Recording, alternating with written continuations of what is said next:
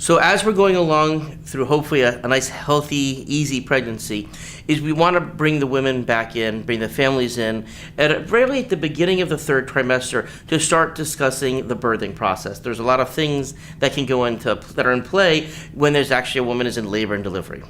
One of the things that we want to be looking at is doing everything we possibly can to avoid a C-section.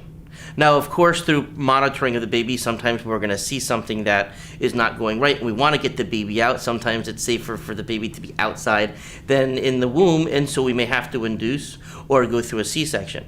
But under most cases, it's still best for us to keep the baby inside until as close to term as possible because of the lungs being more developed, the neurological system being more developed. So that is certainly one of our goals, and we have to recognize that the medical term for a due date is called an estimated date of confinement. And I like to focus on the word estimated because it really is estimated unless you knew exactly when it was that the baby was conceived.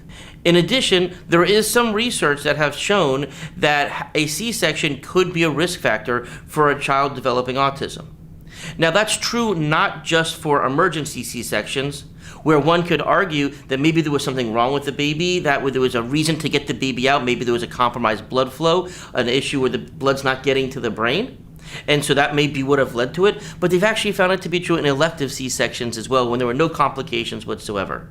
Could it have been a response to anesthetics? Could there be different stressors to the mother's body? We don't necessarily know, but at the end of the day, I always like to ask myself, what is nature asking for? I also like to ask myself a couple other questions. What does every other mammal do? And most other mammals, they will kind of go through whatever the process is. So really, when we start looking at modern medicine, will save thousands of lives, obviously. But at the same time, I think if we defer to what nature intended, a lot of times that's the best answer.